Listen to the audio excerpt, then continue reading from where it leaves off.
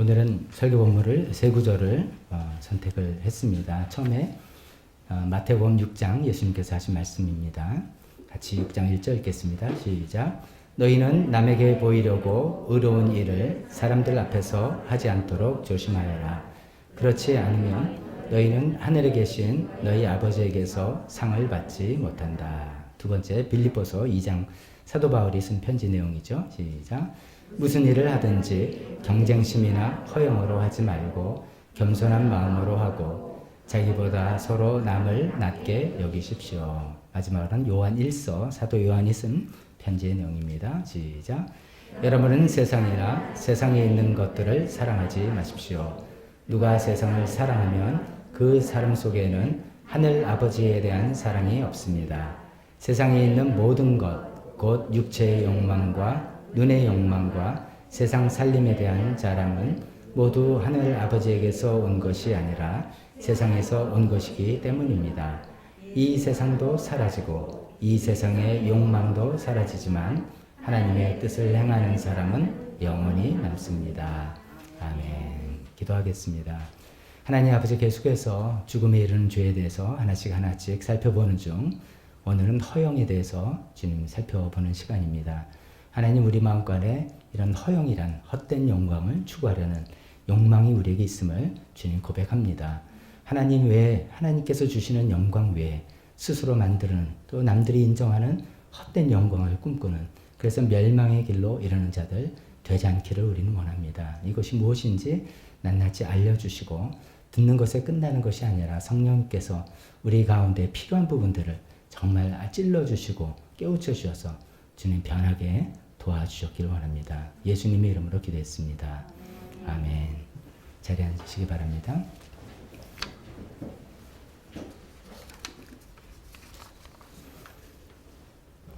죽음에 이르는 죄라는 시리즈로 우리가 쭉 처음에 서로 말씀드린 다음에 교만, 분노, 시기 이렇게 세 가지 살펴봤고요. 네 번째 시간으로 허영에 대해서 살펴볼 시간입니다. 허영은 부제를 제가 거짓자를 만드는 죄. 허영에 빠지다 보면 자기 자신에 대해서 자기 자신으로 스스로 착각하고 생활을 살아가는 아주 좀 끔찍한 결과가 일어나는 것이죠. 허영은 뭐 이제 뜻 자체를 생각해보면 빌허자니까 헛된 영광이고 혹은 가짜 영광이죠. 뭔가 멋있고 대단해 보이는데 사실은 진짜가 아니다. 멋있고 대단한 영광스러운 모습처럼 보이는데 진짜가 아니다. 겉으로만 보이는 이미지에 불과하다. 뭐 이런 뜻이죠. 영어를 이제 많이 아시니까 영어로 이제 뭐 헛되다 하면 in vain 그러는데 거기서 이제 똑같은 말로 vanity라고 하죠. vanity. 그 vanity fair 잘 들어보셨을 겁니다. 허영의 시장. 세상이 어떻게 보면 vanity fair죠. 이 세상 허영을 서로 부추기고 소비하고 낭비하고 그걸 통해 돈을 벌고 지위를 누리는 그런 현대 소비 자본주의 시대가 베니티 페어라고 할 수 있는 그런 것인데요. 그런 이제 허영이라는 것에 대해서 또 생각해 보도록 하겠습니다. 허영의 특징을 좀 생각해 보면 이제 저도 이제 많은 참고 도서나 뭐 이런 거를 좀 참고하면서 이제 설교를 준비하지 않겠습니까? 근데 그러면 이구동성으로 이 허영이 교만과 굉장히 근접해 있다라고 이야기를 합니다. 그래서 이제 우리가 이제 죽음에 이르는 죄 7가지로 하는 분들도 있고 8가지도 있고 더 확장해서 이제 여러 가지 나올 수 있는데 가장 모든 악의 뿌리는 교만이다. 우리가 이렇게 살펴봤잖아요. 근데 교만이 죄의 뿌리라고 한다면 죄의 뿌리, 교만이란 뿌리에서 제일 먼저 돋아나는 줄기, 싹이랄까 줄기가 허영이다. 이런 얘기죠. 그래서 이게 뭘까 이렇게 생각해 보면 이렇게 이제 교만과 허영을 이렇게 설명합니다.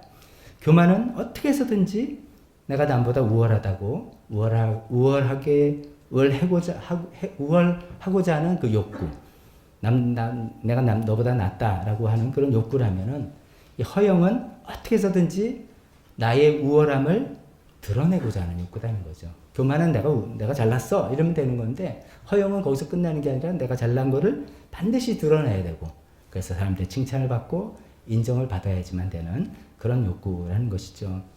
그래서 교만은 어쩌면 타인의 인정과 상관이 없어요. 진짜로 교만한 사람은 니들이 뭘 알아 이렇게 되는 겁니다. 교만의 끝판왕은 아무도 뭐 필요 없어요. 다들 나를 몰라봐. 참 네가 너 어떻게 나를 알아보겠니? 이렇게 생각하는 것이 이제 진짜 순수한 교만인데, 허영은 다르죠. 허영은 타인의 인정 자체가 전부예요.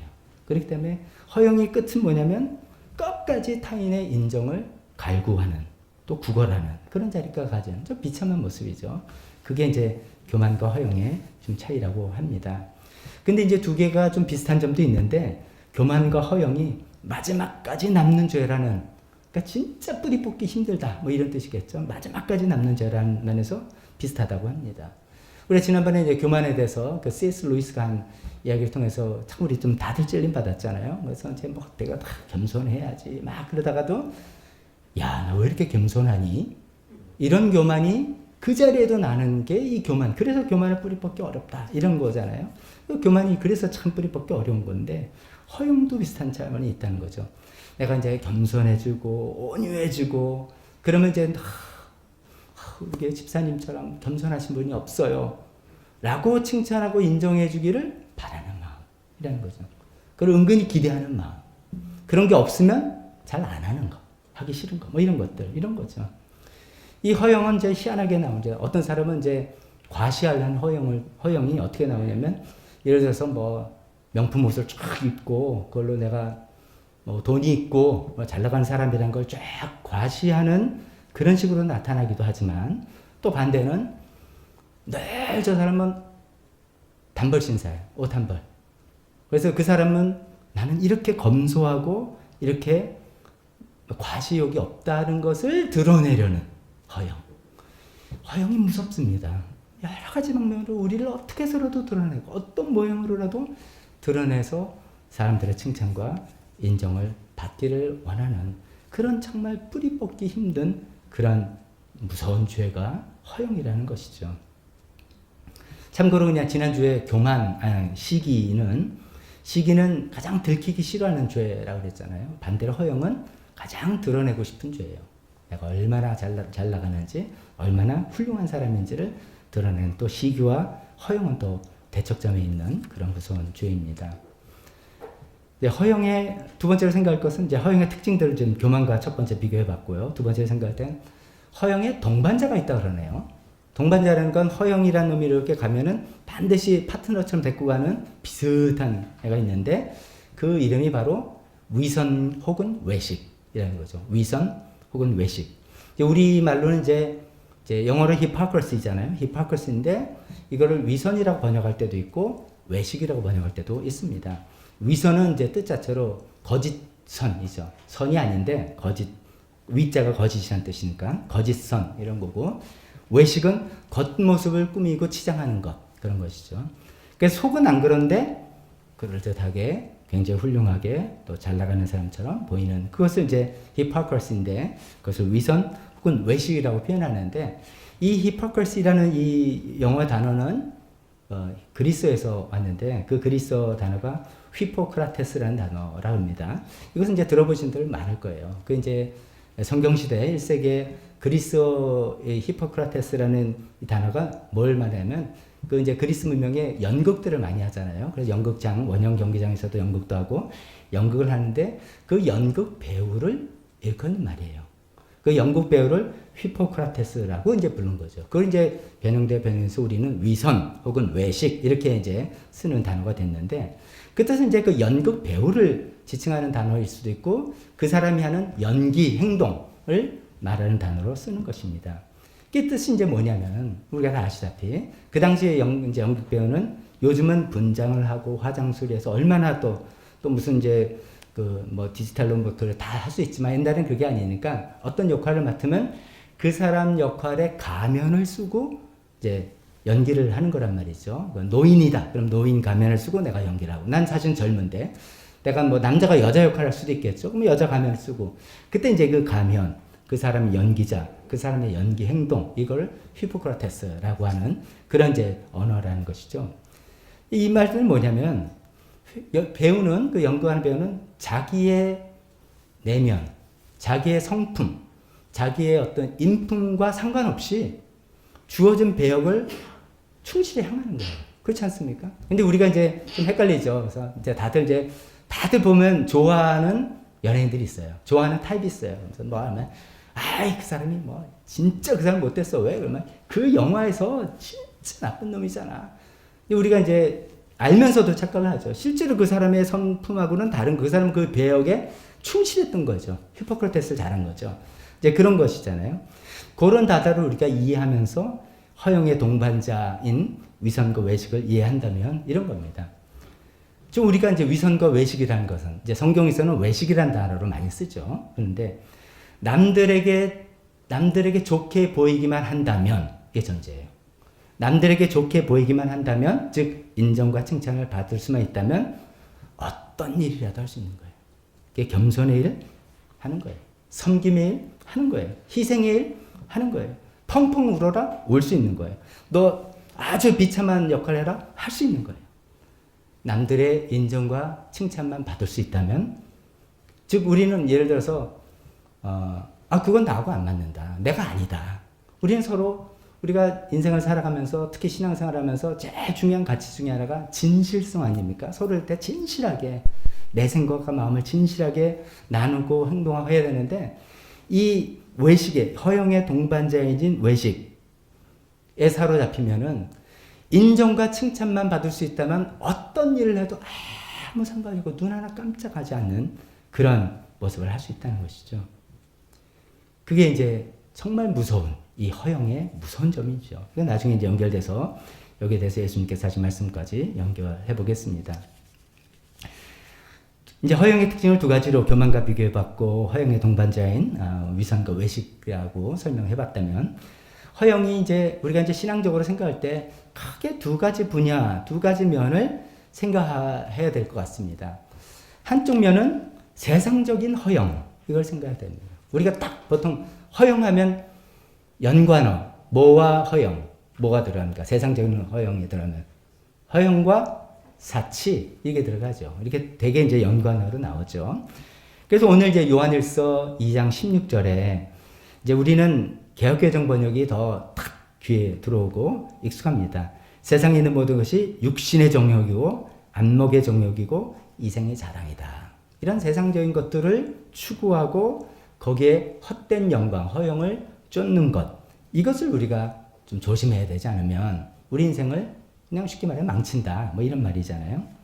제가 아까 잠깐 말씀드렸지만 그런 식으로 가만히 생각하면 이 세상, 특히 이제 소비주의 시대, 자본주의 시대, 특히 요새는 이제 코로나로 인해서 그것이 더 가속화되어 있는데, 다 스마트폰이나 이런 걸 보고 눈으로 보는, 실제로 만지고 체험하는 그런 것이 아니라 눈으로 보고 하는 시대에 이미지를 통해서 세상은 우리에게 자꾸만 허영을 충동하는 거고, 넌 이 정도 될 수 있는 사람이야. 허영을 충동하고 허영으로 서로 경쟁하고 허영으로 돈을 버는, 진짜 오늘날 우리가 사는 사람 시대가, 우리 곳이 허영의 시장, Vanity Fair라고 말할 수밖에 없습니다.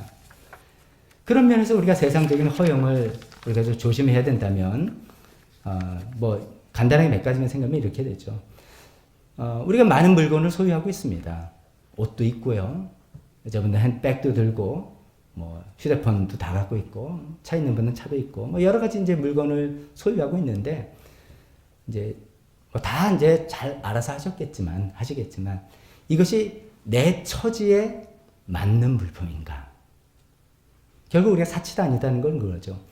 아니, 우리가 어떤 사람이 얼마짜리 갖고 있다를 가지고 우리가 보는 거는 어리석은 일이죠. 저분이 얼마나 돈이 여유가 있으면 비싼 걸 쓰는 것이 그 사람의 처지에 맞는 것이죠.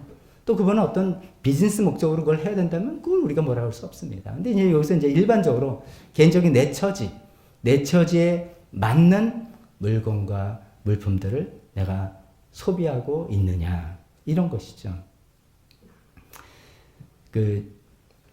요새 뭐 이제 코로나 시대에 주식 투자 이런 게 한참 뭐 다들 붐이 있다 그래서 저도 이제 뭐 알게 된 인물입니다. 워런 버핏. 뭐 이분이 이제 별명이 오마하의 현인 이러더라고요. 오마하라는 게 뭔가 했더니요, 미국의 네브라스카주, 저 어디 있는지 딱 떠오르지 않아요. 네브라스카주의 오마하라는 조그만 도시에 사는 아주 지혜로운 사람이다. 그래서 투자의 귀재다, 뭐 이런 뜻이겠죠. 지금 90이 넘은 분인데, 지금 뭐 이분이 투자로 가장 성공한 분이라고 하지 않습니까? 돈이 우리가 상상할 수 없을 만큼 많습니다. 상상할 수 없을 만큼 많아요. 근데 이분이 생활이 얼마나 검소한가 이런 게 다 알려졌잖아요. 이분이 1958년도에 우리 돈으로 4천만 원짜리 주택을 하나 샀답니다. 58년도에 4천만 원 주택을 사서 그 집의 가치가 지금은 3억 원 정도래요. 근데 거기 그냥 살고 있대요. 이분이 그냥 네브라스카주의 오마하에 살고 있다는 것 자체가 사실은 놀란 일입니다. 돈 좀 벌고 이렇게 되면 다 뉴욕이나 아니면 샌프란시스코 가서 정말 좋은 뭐 마천루 같은 데서 살고 뭐 이런 것이 이제 보통 사람들이 가는 길인데 이분의 삶은 그런 거예요. 얼마 전에 2020년도에 아이폰으로 교체하기 전까지 오랫동안 똑딱이 폰을 썼다고 합니다.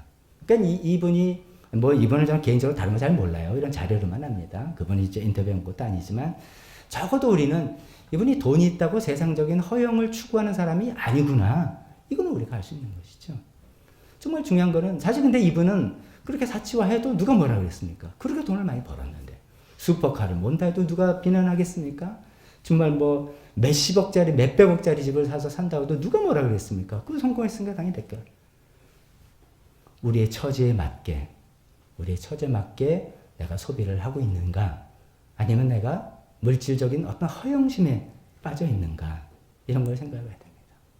우리 특히 겉으로 보는 거. 이거는 제가 아주 옛날이고, 제가 뭐 우리 시대가 안 맞을 수도 있습니다만, 제가 이제 미국에 살 때, 이게 잘못하면 인종차별적인 발언일 것 같아서 굉장히 조심스럽습니다만, 많은 이제 흑인분들이 이제 백인과 경쟁해서 여러 가지 밀리다 보니까, 뭐 정상적으로 이제 좋은 주택을 구입하거나 이런 것도 이제 불가능해요. 그래서 그 사람들은 집보다는 저렴한 자동차 소유에 더 돈을 들였습니다. 차는 끝내주는 것들을 몰고 다녔어요. 그 차를 몰고 다니는 거 보면 굉장히 잘 사는 사람 같아요. 근데 아니에요. 쓰러지는 아파트에서 살아가는 그런 모습이다. 그러니까 우리가 소유하고 물품과 이런 걸 보면 저 사람의 평균 이 생활 수준과 이런 게 다 이게 매치가 돼야 되는 건데 그렇지 않고 뭔가 특히 사람에게 보이는 어떤 부분에 대해서 내가 좀 사치품을 쓴다. 그건 틀림없는 세상적인 허용일 거다 이거죠. 또 세상적인 허용은 또 다른 면을 이런 게 볼 수 있습니다. 소셜 미디어 뭐 이제 연세 드신 분들도 카카오톡을 다 하시니까 근데 뭐 카카오톡, 뭐 페이스북, 뭐 인스타그램, 뭐 이런 것들 소셜 미디어가 너무 일상화된 사회니까 이제 자신의 일상과 제가 이제 그 자료를 보니까 글을 이렇게 써 있어요. 자신의 일상과 생활을 유통하고 굉장히 생소한 표현이에요. 자신과 일상의 생활을 왜 뭐하러 유통을 해야 되는지 그냥 나누는 거겠죠. 공유하고 또 다른 사람들의 반응과 의사를 전달받는 시대. 이게 이제 소셜 미디어 시대의 어떤 정의한 표현이에요. 근데 이제 그 좋은 취지를 생각하고 또 사용하지만 이게 이제 과도하게 우리 마음에 허영심이 들어가게 되면 그 남들이 눌러주는 좋아요. 여기에 굉장히 예민하게 우리가 이제 반응을 하고 그를 위해서 나 자신을 포장하고 이런 것이죠. 좀 그런 얘기도 들었습니다. 식당에서 이제 음식을 차려서 우리 식당에 오면 맛있는 음식을 먹으러 오는 곳인데 소위 그런 인플루언서들 이제 조회수가 많고 자기 팔로워가 많은 사람들은 와서 사진 찍는 게 주요 목적이죠. 음식 차려놓고 사진 딱 찍고 그냥 가고 어디 가서 계속 그래서 자기 자신의 삶을 포장하고 전달해서 그것을 통해서 팔로워들이 생기고 거기서 수입도 얻고 자기의 이제 명성도 올라가고 하는 이미지에 불과한 이런 것들을 추구하는 것이죠. 이런 내용이 또 이제 청년 세대들한테는 또 좀 일방적인 내용일지 몰라도지만 제가 이제 그냥 기사에 쓴 것들을 이야기해 본다면 20, 30대 청년들 또 굉장히 좀 미래가 또 사실 그렇지 않습니까? 70년대, 80년대가 지금 다른 시대 환경이죠.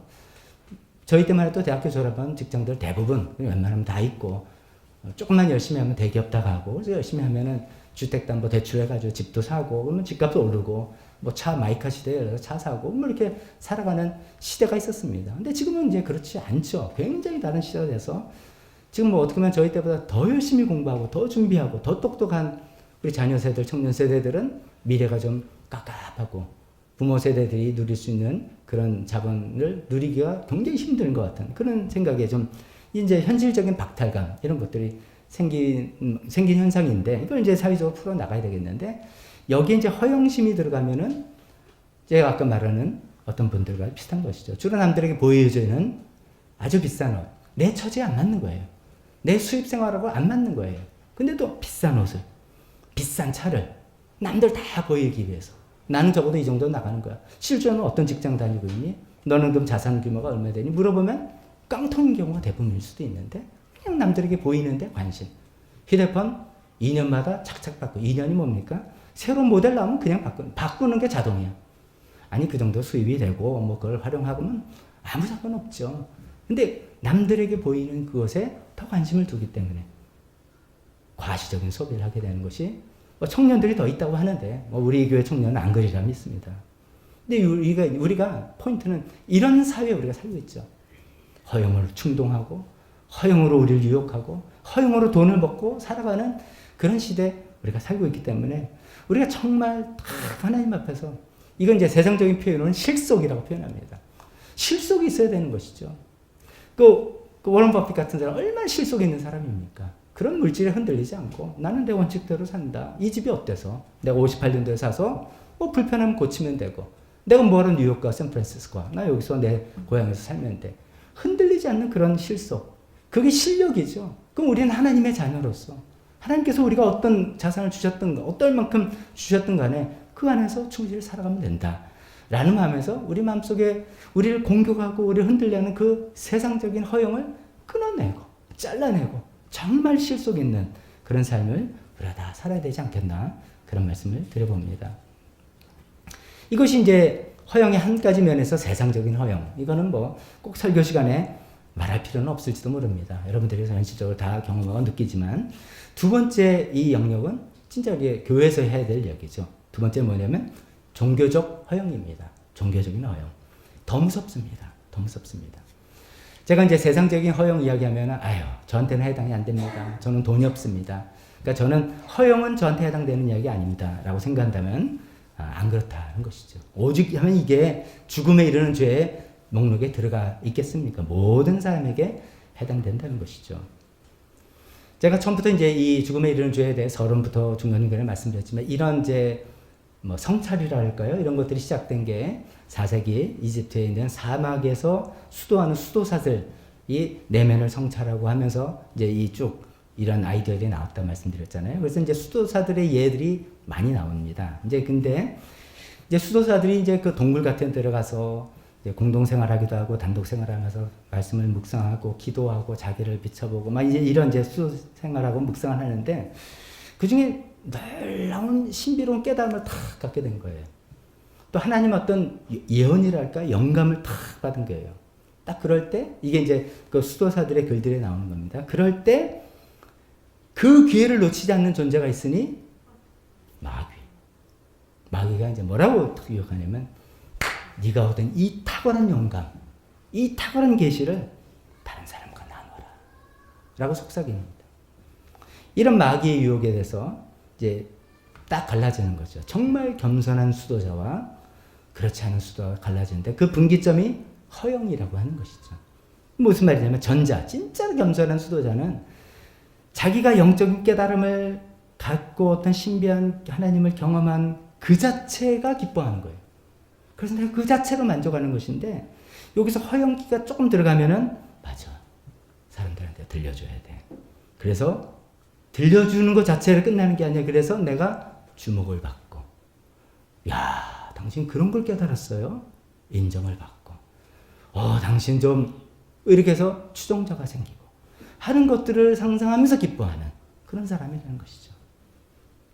이게 정확히 4세기인지 5세기인지는 모릅니다. 근데 이제 오랜 전부터 이 허영심이 우리 마음속에 특히 신앙생활과 종교생활 안에 얼마나 무섭게 틈타고 오는지를 간파하고 이야기한 것입니다. 수도사들이 이 7가지 죄의 목록을 이거는 일반인들에게 전부 다 해당된다라고 해서 교육의 가르침을 교회로 도입한 사람이 그레고리우스 황제라고 교황이라고 제가 말씀드렸죠. 그 그레고리우스 교황이 이렇게 얘기했습니다. 허영은 거룩이라는 나무에 붙어 기생하는 독보석과 같다. 허영은 거룩이라는 나무에 우리 같으면 종교에 신앙생활에 영성에 이라는 나무에 붙어서 기생하는 독보석과 같다. 그냥 우리가 생각할 때 우리의 신앙생활에 이 허영기가 얼마나 우리를 침투할 수 있다는 것을 정말 우리는 정말 깨달아야 되겠다는 것이죠. 이런 주제가에서 이야기할 때 종종 제가 C.S. 루이스라는 영국분을 인용하잖아요. C.S. 루이스가 또 이런 통찰력 있는 이야기를 했습니다. 한번 또 들어보세요. 마귀는 성직자들과 종교 행위가 일어나는 곳에서 가장 맹렬히 그리고 가장 교묘히 활동한다. 정말 끔찍해요. 그러면 이제 더 읽지만 우리가 생각해보면 마귀가 가장 공격하는 곳이 점집이겠습니까? 교회겠습니까? 교회예요. 점집은 이미 넘어갔으니까 손 안 돼요. 교회예요. 마귀가 가장 공격하는 것이 저 길거리 다니는 많은 우리 그냥 선남선녀겠습니까? 예수 믿는 우리겠습니까? 우리예요. 마귀가 가장 공격하는 것이 성직자 목회자예요. 그런 얘기를 하는 겁니다. 그런데 이제 이 마귀는 이 땅에 종교와 성직자들이 사라지지 않고 도리어 종교가 번영하는 것을 무척 좋아한다. 이것도 뭐야? 이거 다 때려 없애서 교회 없애주고 이래야 되는 거 아닌가? 라고 생각하는데 그거는 하나만 알고 둘은 모르는 거예요. 왜냐하면 거룩의 영역 가까이에서 위선과 비거룩이 가장 왕성하게 활동한다는 것을 마귀가 잘 알기 때문이다. 정말 무서운 통찰력 아닙니까? 우리가 정말 신앙생활하는 그 거기에서 하나님을 경험하고 안다는 그거에서 하나님 체험했다는 소위 여기 이 거룩이라는 이 영역 가까이에 위선과 비거룩이 가장 왕성하게 활동한다는 걸 마귀가 알기 때문에 우리 교회를 놔두는 거예요. 더 오히려 교회는 많이 세우는 거고 사람들 많이 모이게 하고 여기서 막 무슨 일들이 일어나게 그냥 마귀가 적극적으로 막지 않는다는 그런 무서운 이야기입니다. 그럼 어떤 위선과 어떤 비거룩이 왕성하게 활동하느냐? 그 얘기가 예수님의 말씀입니다. 오늘 마태복음 6장이죠. 예수님께서 하신 말씀이죠. 남에게 보이려고. 유대인들의 3대 종교 의무입니다. 구제하는 것. 우리 지금 헌금이죠. 또 직접 누구에게 돈을 구제하는 것도 되겠고요. 그 다음에 금식하는 것, 기도하는 것. 이것이 그 당시 예수님 당시 1세기의 유대인들의 기본적인 3대 종교의 덕목입니다. 우리 같으면 주일 예배 드리는 거, 우리 교회 같으면 세축해서 목장 모임하는 것, 삶 공부하는 것 이렇게 생각하셔도 될 정도. 기본적으로 모든 사람은 다 그냥 해야만 되는 경건한 유대인들은 그렇게 하는 것 이런 것인데 문제는 그것을 남에게 보이려고 하는 교묘한 마음들이 들어간다는 것이죠. 예수님이 그것을 간파하시고서 이야기하는 거죠. 그렇게 남에게 보이려고 하는 그런 것에는 아무 상이 없다. 자기 상을 이미 받았다. 이런 얘기도 하죠. 이 자기 상이라는 게 참 여러 가지 생각해 볼 수 있습니다. 자기 상을 받았다니까 좋은 거 같죠? 좋을 수도 있어요. 근데 안 좋을 수도 있습니다. 사람들도 보고 뒤에서 다 손가락질하는 것도 자기 상일 수도 있고 하나님께 벌을 받는 게 자기 상으로 올 수도 있고 그런 것이죠. 포인트는 이겁니다. 신앙생활하는 가장 우리가 좀 열심히 신앙생활 하고 싶어서 다 이렇게 또 왔는데 또 신앙생활하고 교회를 다니는데 그 신앙생활하려는 이 종교 영역 안에 허용이라는 것이 얼마나 침해하기 쉬운지를 우리가 알지 못하면 백이면 백당한다는 것이죠. 허영은 잘못된 이유로 옳은 일을 하게 만드는 악이다. 옳은 일을 합니다. 그러나 잘못된 목적, 잘못된 이유로 합니다. 아까 제가 이제 그 위선, 히포크리시, 그 히포크라테스라고 해서 그 가면을 쓰고 하는 연극이라고 말씀드렸잖아요. 그 허영의 동반자가 위선이다. 그걸 기억하십시오. 우리가 어떤 일을 하고 어떤 좋은 일을 하고 옳은 일을 하고 하는 그런 것을 물론 봅니다. 그러나 더 중요한 것은 왜 그것을 하는지를 간파해내야 되죠. 스스로를 점검하고 사람들을 간파해야 되는 거죠. 얼마든지 가면을 쓰고 위선으로 외식으로 할 수가 있는 거예요. 허영에 빠진 사람은. 예수님 때도 그렇게 했잖아요. 이 사람들 기도하는데 시장에 다 서서 얼마나 거룩한 미사역으로 성경 말씀 인용하면서 하나님의 영광에 표현하면서 기도를 했겠어요. 근데 예수님께서 저런 기도는 하나님 받지 않으신다. 차라리 골방에 들어가서 해라. 그렇게 이야기하시잖아요. 어떤 사람은 얼마나 많이 구제를 해서 그 당시에 헌금통에는 참 이상합니다. 그 당시에 헌금하면은 주로 이제 동전을 통용하시는데 동전을 넣으면 이 소리가 따릉 땅땅땅땅땅땅땅땅땅땅 이렇게 들리게 돼 있는 구조래요. 굉장히 의도가 잘 보이죠. 그래서 그냥 빵빠레 울리면서 나 이제 구제헌금 합니다. 사람들 동원해서 사람들 다 보는 앞에서 당당당당 동전을 다 넣고 나 이만큼 합니다.를 다 보이는 거죠. 예수님이 그런 구제 안 받으신다. 금식합니다. 그래가지고 다 소문하고 나 이번에 40일 금식하니까 나 좀 기도해줘. 뭐 이런 얘기하고 금식 간증하고 안 받으신다 이거죠. 사람에게 보이려고 하는 허영심 때문에 사람에게 보이려고 사람에게 인정받고 칭찬받을 마음에서 사람에게 보이려고 하는 거 안 받는다. 라고 예수님께서 이야기하시는 거죠. 이 죄는 정말 이렇게 마귀가 우리에게 마귀가 우리를 갖고 놀기 좋은 것 같아요. 제가 이제 그런 표현을 여러분 기억나라고 말씀드렸죠. 마귀가 가장 갖고 놀기 쉬운 사람이 허영심에 가득 찬 사람. 가장 갖고 놀기가 쉬운 거죠. 허영심만 자극하면 그냥 넘어가는 것입니다. 교회 안에서 이제 우리가 이 잘못된 위선과 비거룩, 허영에 빠져서 이런 것들이 뭐가 있을까 이게 생각해 보는데, 뭐 유명한 얘기는 잘 아시겠죠. 이게 이제 이것도 뭐 개인을 제가 뭐 평가 그런 게 아니라 이제 그런 오해하지 마시고 들어보세요. 장로가 되기 위해서 몇 년간 새벽기도 예배에 차량 봉사했다. 유명한 예입니다. 여러분 누군지 아실 겁니다. 이제 저는 이제 그 분을 뭐 한 게 아니라 그런 시스템을 한번 생각해 보는 겁니다. 교회에서 왜 그런 룰을 정했을까요? 장로의 후보가 되려면 뭐 예를 들어 2년 동안, 3년 동안 차량 봉사 해야 되는데 그것도 새벽기도, 새벽 예배. 뭐게 좋은 의도입니까? 안 좋은 의도입니까? 좋은 의도입니다. 우리 교회 장로님은 그만큼 겸손하게 섬김, 차량 봉사가 아무것도 아니잖아요. 지금 잘못하면 욕만 먹는 자리잖아요. 그런 거고 그것도 새벽에 나와서 하라는 거잖아요. 그만큼 겸손하고 섬김의 정신이 밴 사람이 우리 교회 장로님이 돼야 된다. 뭐 이런 좋은 취지로 그런 룰을 만들었을 것입니다. 그런데 문제는 그래? 그게 조건이야? 하지 뭐. 2년이야? 하지 뭐. 하는 겁니다. 2년 때우고 장로 되는 겁니다. 그 거룩한 교회 안에 허영이 들어가서 나는 차량 봉사 2년 한 사람이야.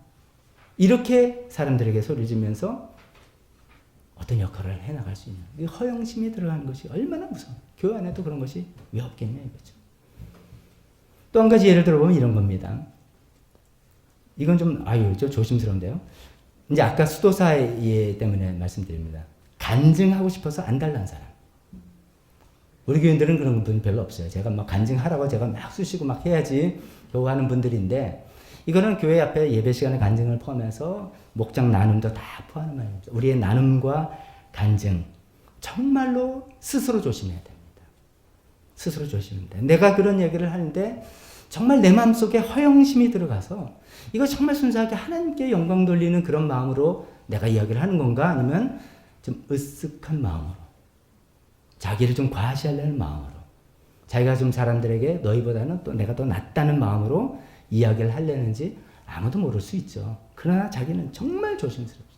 제가 이 말 하면은 다음에 누구 간증하라 그러면 그때 목사님 하지 말라 그랬잖냐고 간증자 서기 되게 어려울 것 같아요. 그러니까 목장 모임에서도 나름 썰렁하게 될 것 같은데 조심스러운데 제 취지를 아시죠? 우리 활발히 나눠야 됩니다. 그러나 우리 마음을 계속해서 살펴봐야 됩니다. 우리 속마음을. 내 마음이 허영심에 사람들의 인정과 칭찬 때문에 이런 이야기를 처음에 시작은 이렇게 안 했다고 해요. 하다 보면 이렇게 가는 거죠. 나 자신을 분별해야 되고 또 그런 얘기를 하는 사람을 분별해야 됩니다. 서로서로 분별해야 됩니다. 부추겨주면 또 안 됩니다. 부추겨줘서는 안 됩니다. 제가 이제 몇 년쯤 됐나요?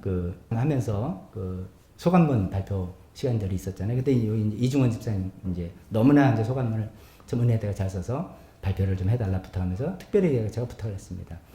이번 소감문 간증의 주어는 전부 다 하나님으로 해주십시오. 제가 이렇게 하지 말고 주어는 전부 다 하나님으로 해주십시오. 제가 의도적으로 취지를 설명드리면서 부탁을 했습니다. 그래 너무나 그렇게 잘 해주셨습니다. 우리 그렇게 노력해보는 겁니다. 노력해보는 겁니다. 하나님이 이렇게 하셨고 하나님 날 깨달으셨고 우리 주어는 하나님이어야 돼. 나는 숨기고 말은 하나님이 해도 내가 드러나고 싶어서 하는 거 우리 또 보면 알죠. 그것도 분별해야 되고 분별하는 계속 잘했다 하지 마시고 이제 그때 썰렁하면 왜 썰렁하지? 주어가 나라서 그런가? 이렇게 좀 깨닫게 하는 게 서로를 위해 주는 것이죠.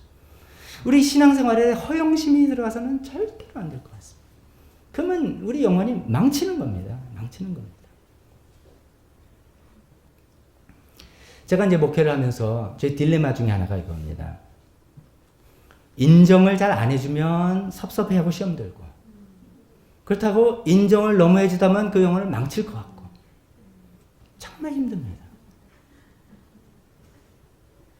제가 양쪽 소리 다 많이 듣습니다. 너무 인정을 안 해준다. 근데 서로 저는 기본이 있습니다. 제 믿음입니다. 제일 끝에 제가 말씀드리죠. 우리가 붙들어야 될 믿음. 주님이 하시면 됐지. 그거 해야 되는 거예요. 주님이 하시면 됐지. 사람들이 몰라주는 거 내가 주님께 한 것이지 뭐 사람에게 인정받으려 했나? 그게 다스려지지 않으면 그건 넘어가는 겁니다. 근데 이제 적절하게 우리 어떤 때는 수고하셨다 박수도 하고 해야 됩니다. 근데 이제 저도 잘 모르겠어요. 이게 이렇게 가면은 시험 들고 이렇게 가면 망치고, 차라리 안 하는 게 낫지 않나? 지금 모르겠어요. 제가 그 어떤 때는 잘 못해요. 제가 잘 못한다 이렇게 이해해 주세요. 내가 모른다가 아니라 알면서도 그런 마음 때문에 혹시나 칭찬하고 이러다 보면 저도요 칭찬받으면 목사들을 가장 유혹하는 방법 제가 알려드릴까요? 예배 끝나고 목사님 너무 설교 은혜 받았어요. 이겁니다. 근데 이제 실제로 은혜 받았으면 그걸 얘기해야 되는데 이제 생뚱맞게 그냥 아무 맥락이 없어. 뭐를 은혜 받으셨니? 그래서 뭐가 변했니? 뭐가 바뀌었니? 그게 아니에요. 그거 없어. 그냥 뭐 은혜 받았어요. 그러면 제가 초창기에 좀 속았어요. 야, 내가 이렇게 말씀의 은사가 있구나. 야, 힘이 난다. 막 했는데 저도 이제 목회 잠밥이 20년, 담임 목회 20년 넘어가다 보니까 이렇게 마음이 올라오다가 에이 저를 격려해 주려면 말씀하세요. 괜찮은데 구체적으로 뭐가? 그리고 삶으로 바뀐 것을 보여주는 게 저한테 가장 큰 기쁨입니다. 저한테 말씀 안 하셔도 돼요. 삶으로 바뀐 것을 나중에 들면 가장 기쁨입니다. 그러니까 제가 이 말씀 드리는 거는 목회자가 사실 허영기가 들어가기 제일 취약한 직업군이에요. 또 하나의 직업군은 연예인. 사람들 앞에 계속 쓰는 사람들이요. 연예인을 비롯한 여러 직종의 사람들. 근데도 이게 얼마나 힘든 거냐 이거예요. 그래서 칭찬도 이게 참 어려워요. 칭찬은 고래도 춤추게 한다. 칭찬을 많이 하자라고 하는데 칭찬을 너무 많이 하다 보면 칭찬 듣는 사람이 어떻게 되면 처음엔 제가 이렇게 손살을 치요. 그러다가 계속 익숙하다 보면 그렇지 이렇게 되다가 칭찬을 누가 안 해주면 저 사람 마음이 변했네. 뭐 그래? 그러다가 아니 날 몰라보네. 우리 마음이 이 허영기에 얼마나 우리 마음이 힘든지 모릅니다. 그 칭찬도 적절하게 해야 되는데 그것도 좀 몰라요. 이 참 어려워요. 진짜 어렵네요. 그죠? 우리가 인정과 칭찬이 없이는 우리가 다 못 사는 다 그게 필요한 사람인데 인정과 칭찬을 과도하게 하다면 그 영혼을 망칠 수도 있고 나도 그걸 기대하다면 나 자신이 허영에 망치는 이 무시무시한 허영이라는 것입니다. 특히 종교적인 허영 이런 것입니다. 저는 우리 성도님들이 이렇게 살아가시면 좋겠습니다.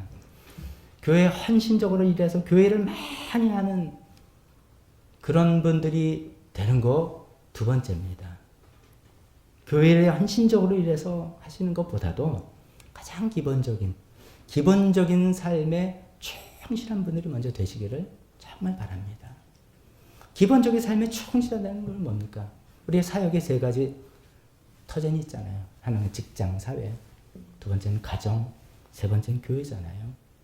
다 중요하다는 거죠. 우리는 할 수 없이 하다 보면 교회에 관한 이야기들 많이 하게 되겠지만 실제 우리의 삶에 더 많은 시간은 직장이고 더 많은 깊은 관계는 가정입니다. 이 두 가지 영역에서 충실하게 살아가는 거 없이 교회에 어떤 열심히 일하는 거 저는 사실 원치 않습니다. 왜냐하면 허영이 들어가기가 너무 쉽습니다. 이런 거 외면하고 교회에서 인정받고 교회에서 열심히 하고 교회를 수고하시고 이런 것으로 자기를 포장하고 싶은 허영기가 들어가기에 너무 쉽고 마귀의 밥이 되기 너무 쉽습니다. 직장에서 어디 가도 저 사람 없으면 안 돼. 저 사람은 정말 믿을 만한 사람이야. 저 사람은 좀 합리적이고 융통성 있고 관계 좋고 사람들 위하고 돈만 추구하는 사람이 아니라 야 그런 사람이야. 알고 보니까 예수 믿는 사람이네. 알고 보니까 예수 믿는 사람이었구만. 이렇게 되는 사람. 가정에서 배우자와 자녀들과 정말 진실되게 이야기 나누고 대화하고. 대부분 교회에서 안수집사 같은 중책을 맡길 때 물어보는 것이 배우자의 관계가 어떠냐 물어봅니다. 교회만 열심히 하는 사람은 위험하다는 거예요. 안 되는 거예요. 배우자가 정말 그렇다고 해서 뭐 인꼬부가 되고 찰떡궁합이 되는 그런 분은 아닙니다. 적어도 배우자가 진실하게 서로 대화를 나누고 의견을 교환하고 같이 우리가 한 몸으로서 어떤 방향으로 나가는 것. 너무너무 중요해요. 이게 기본적인 삶이라서 그런 것이죠. 이런 것들을 어디 누가 완벽하게 하겠습니까? 저라도 완벽하겠습니까? 근데 이제 방향을 어떻게 잡느냐는 굉장히 중요합니다. 방향을. 우리 세 가지 삶의 영역에서 다 서로 진실하게 대하고 서로 투명하게 대하고 원만하게 살고 열심히 살아나가면서 뭐 탑 원이 될 필요는 없지만 그래도 사람들이 이거 인정도 되고 뭐 이렇게 원망 이런 사람이 살면서 그런 마음을 가지고 교회에서 주님의 일을 맡아서 하고 어떤 일들을 해나가는 이런 것들. 그게 아니라 이런 것들은 나는 안 되니까 접어두고 교회에서만 몰래 할래. 100% 허영이 마귀의 유혹을 하게 됩니다. 100%라는 건 좀 제가 하나님 아니니까 너무나 유혹이 크다는 거죠. 우리의 기본적인 삶에 정말 충실하고 그런 가운데 주님께서 우리에게 맡겨주신 일들을 차근차근 해나가는 그래야지만 우리가 이 종교적인 허영 오직 했으면 이렇게 많은 사람들이 그렇게 이야기하지 않습니까? 거룩 바로 옆에 위선과 비거룩이 그냥 잔뜩 교묘하게 붙어있다. 마지막으로 이미 다 뭐 여기저기 말씀드렸지만 허영의 무서움 이야기해 볼까요? 허영의 오늘 제가 제목을 허영은 거짓 자아를 만든다. 이게 무서운 것입니다. 거짓 자아를 만든다. 허영은 자기를 실제 이상으로 자기의 실제가 있는데 실제 이상으로 생각하는 성향을 갖고 이것이 반복해지고 심해지면 스스로 믿어버립니다. 나는 그런 존재라고 믿어버립니다. 사람들이 인정하고 칭찬하는 것이 자기 진짜 존재라고 믿어버립니다. 근데 우리가 경험적으로 생각해 볼 때 누가 어떤 일을 하고 잘했을 때 칭찬다고 할 때 뭐 물론 진심을 다해서 100% 칭찬하고 인정하는 말을 하시는 분들도 있습니다. 그러나 빈말도 있어요. 예의상으로 하는 말도 있어요. 거기에는 아첨의 말도 있어요. 거기에는 속셈이 있는 말도 있어요. 그런 것에 우리가 속아 넘어갈 수가 있다는 것이죠. 다른 사람의 인정과 칭찬에 우리 자신의 정체성을 걸다 보면 그런 것에 막 휘갈려서 가짜 자아가 되는 거예요. 진짜로 나의 진실한 내가 아니라 그런 것에 의해서 만들어진 가짜 자아, 거짓 자아. 이렇게 살아가는 아주 무서운 위험성이 여기 있습니다. 또 하나는 아까 말한 외식, 배우가 연기하는 것처럼 그 연기에 너무 능수능란하다 보니까 자기가 누군지 몰라요. 가끔 요새 이제 유명한 그 탤런트들이 이제 그런 거 있잖아요. 자기가 이제 어떤 이미지가 너무 고정되는 거를 안 좋다 그러죠. 너무 착한 순한 역할만 하면 맨날 이제 캐스팅이 그것만 오니까 그럼 자기 연기 폭이 좁으니까 어떤 때는 막 저 사람이 하면서 완전히 악역도 하고 막 이렇게 한다는 건데 우리가 어떤 배역을 충실해서 자기의 인정과 칭찬만 위해서 막 역할하다 보면 실제로 연기인데 자기가 연기를 한 건데 그게 자기라고 착각을 한다는 거죠. 그런 사람들의 특징은 진실성이 없습니다. 진실성이 없습니다. 자기 생각과 감정과 자기 마음을 진실하게 표현하고 나누고 할 능력이 없어서 진실성이 없다 보니 하나님과 관계도 진실한 관계가 될 수가 없는 그런 상태에 이르게 되는 것입니다. 자, 마지막으로 해결 방법 몇 가지 말씀 제안드리고 마치겠습니다. 첫 번째 가장 이제 간단한 거 생각하면 우리가 칭찬 들을 때 절에서 몇 번 말씀해요. 얼른 하나님께 토스. 목사님 대단합니다. 하나님께서 하셨죠. 하나님께서 그렇게 하신 겁니다. 아니 너무 앵무새처럼 하면 그것도 그냥 대화 좀 재미가 없죠. 그렇긴 하지만도 이런 습관도 하고 우리 마음 중심에는 하나님 이걸 주님께 올립니다. 나는 그를 칭찬을 받을 사람이 아닙니다. 이런 마음을 습관적으로 연습해야 되겠죠. 누가복음 6장 26절 개역개정 성경을 읽으면 예수님이 참 희한하게 이런 말씀하셨어요. 모든 사람이 너희를 칭찬하면 화가 있도다. 그들의 조상들이 거짓 선지자들에게 이와 같이 하였느니라. 거짓 선지자한테 다 칭찬을 해서 그 사람 망하게 하고 자기 나라 망하게 했다는 거죠. 많은 칭찬을 듣는 게 나한테 유익이 아니다. 칭찬 받을 때 얼른 하나님께 토스. 하나님 하셨다. 언어 습관으로 하면서 생각을 바꾸는 거예요. 맞아, 진짜야. 진짜 하나님 하셨어. 나 이 정도면 대단하지. 이런 생각을 자꾸만 내려놓는 것이죠. 두 번째 또 이런 제안을 해봅니다. 만약에 허영, 내가 인정 욕구가 너무 강하고 칭찬받는 거 이것에 내가 막 목매고 그런 것이 내가 좀 약점이다 생각하면 나서지 않으려고 애를 써야 된다는 것입니다. 그래서 예수님께서 오늘 뭐라고 하시냐면 기도할 때도 사람들 다 보는 데서 기도하지 말고 어디 가서 골방에 가서 기도하라. 사람들의 주의가 없는 곳에 있을 수 있는 훈련을 자꾸만 하는 것이죠. 아무도 안 보는데 제가 이제 읽은 준비한 자료 중에 이런 게 있어요. 어떤 수도사가 이제 공동 수도를 하다가 이제 수도사들이 정기적으로 금식을 하죠. 금식하는 거 어려움이 없었던 분이에요. 근데 이제 단독 수련 혼자 이제 수도하는 데로 이제 옮겨서 금식을 하는데 너무 힘든 거예요. 너무 배고픈 거예요. 그래서 금식이 너무 안 돼요. 그래서 이제 그걸 이제 수도원장하고 상담했더니 그분이 그러세요.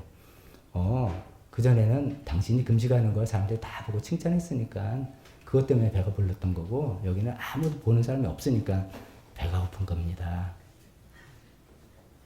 남들이 아무도 안 보는데 내가 어떤 일을 하는 사람인가? 남일이 아무도 알아주지 않는데 내가 어떤 일을 할 사람인가? 이 테스트가 우리가 계속 해봐야 되는 겁니다. 그래서 예수님이 골방에 가서 기도해라. 근데 골방에서 무슨 기도를 할까요? 했더니 그 다음에 말씀이 주기도문입니다. 그 다음에 나오는 게 주기도문인데 주기도문을 여러 가지 생각해 볼 수 있지만 주기도문 처음에 어떻게 시작합니까? 하늘에 계신 우리 아버지요 이름이 거룩하게 하나님의 이름이 거룩하게 되길 원합니다. 이렇게 시작하죠. 제 끝에 나라와 권세와 영광이 아버지께 있나이다. 하나님의 영광으로 시작해서 하나님의 영광으로 끝나요. 나는 없는 거죠. 나는 없는 게 주기도문. 우리가 골방에서 해야 될 계속된 기도가 주님 나는 없습니다. 나는 사람들한테 드러날 필요도 없고요. 이 말씀이 내가 사업하지 말라는 소리 그런 거 아닙니다. 공부해서 1등 해가지고 공부 그러지 말라 그럴 뜻 아니고 자꾸 우리 마음속에 있는 허영심 이런 걸 자꾸만 죽이려고 했어. 나는 골방에 들어가겠다. 이것이 좀 취약한 분들이 있어요. 타고나고 그런 분들도 있고 성향이 이런 분들이 있습니다. 그렇다면 어떻게 하면 사람들 앞에 나서지 않고 나는 골방에 있으리라 이렇게 생각해서 자기 스스로를 보호하려는 그런 훈련들이 필요하죠. 세 번째 마지막으로 참된 믿음 지난주에 말씀드렸는데 믿음이 정말 필요한데 이번에는 어떤 믿음이냐면 아까 제가 말씀드립니다. 세상 사람 몰라줘도 하나님은 아셔. 하나님 아시면 돼. 하나님 아시면 돼. 우리 이제 복음성가 중에 그 찬송 있잖아요. 당신의 그 헌신이 천국에서 해같이 빛나리. 그래서 우리가 이 세상 몰라도 천국에 상급이 있다. 뭐 이런 것인데 그거보다 더 중요한 것은 그 다음 가사잖아요. 주님이 기억하시면 족하리. 주님이 기억하시면 족하리. 그게 상이에요. 주님이 아시면 돼요.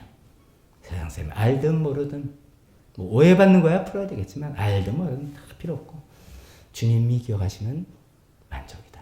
그만 됐다. 를 정말 나의 믿음으로 붙들 수 있는 우리 모두가 되었으면 좋겠습니다.